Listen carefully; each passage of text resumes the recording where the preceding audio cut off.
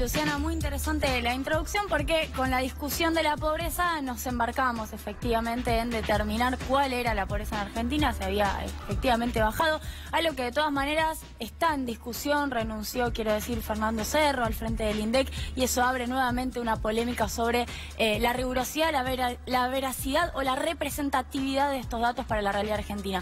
Pero lo que voy a mostrar ahora tiene que ver con otra discusión, pero sí se vincula de alguna manera a la pobreza, que es quiénes han sido las ramas ganadoras, cuáles las ganadoras y cuáles las perdedoras en todo 2017, visto y considerando que ya se tienen los datos del crecimiento en el año 2017. Se tienen con un cierto retraso, con un cierto rezago, en virtud de que se computan, bueno, una vez que el año terminó, diciembre, enero, ahí se computan los datos. Tenemos que se creció 2,9% respecto a 2016, es decir, es un año positivo, bastante más positivo que 2016 desde ya, en donde hubo una caída superior a 2 puntos. Ahora, si miramos respecto a 2015, y esta es la gran discusión que uno tiene, sobre todo comparando con la etapa anterior, la economía solamente creció 0,9% respecto del último año de la gestión anterior, es decir, de la llamada herencia, ¿no? Es decir, estamos en un lugar bastante similar, algunos dirían estancado, otros un poco más optimistas dirían superando un poco el nivel de 2015,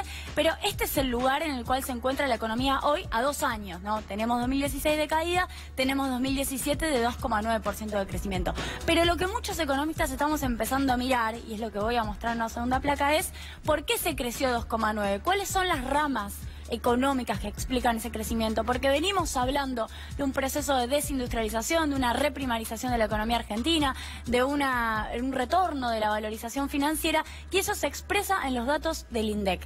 ¿Qué es este gráfico que tiene barras verdes de aquel lado, que son los sectores ganadores, y barras rojas de este lado, que son los sectores perdedores? Explica precisamente eso. ¿Qué sectores ganaron participación, que explican más el aumento del Producto Bruto Interno, y cuáles retrocedieron? Sector financiero en primer lugar. Creció 0,7 puntos porcentuales sobre la participación del PBI. En segundo lugar, miren qué interesante, las empresas de servicios públicos, esto es estrictamente el tarifazo, es decir, agua, gas y electricidad son las que han generado que las empresas de servicios públicos ganen más participación en el Producto Bruto Interno, que es la generación de productos y servicios en todo un año en una economía. En tercer lugar, sector agropecuario. El campo es uno de los sectores ganadores de esta economía, sobre todo en estos últimos 2 años. Y transporte y comunicaciones, ya vamos a estar hablando del tarifazo de estos días, en donde el aumento de boletos de colectivo, de tren, de subte, todo eso repercute, y también las telecomunicaciones, en que sean ramas ganadoras. Vamos a los perdedores, nos concentramos en los últimos. Minería y extracción de petróleo, sobre todo porque la extracción de petróleo está muy mal por el retiro de la inversión de una gran cantidad de empresas que estaban en el sur y ahora se fueron estrictamente a vaca muerta a retirar gas. Comercio también es otra rama muy dependiente de la actividad económica en general. La construcción, está cayendo la construcción a pesar de que el gobierno dice que hay brotes verdes en este aspecto. Y por último, la industria.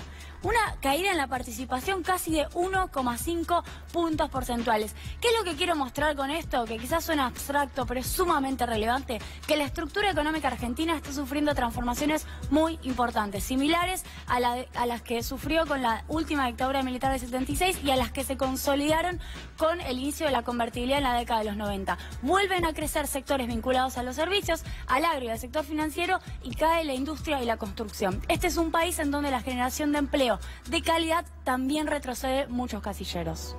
Muchas gracias, revelador, Julia, todos los datos que vos estás mostrando, porque evidentemente no todos ganaron, como suele ocurrir en este tipo de sistemas, cuando uno menciona datos que aparentemente son beneficiosos. Vamos a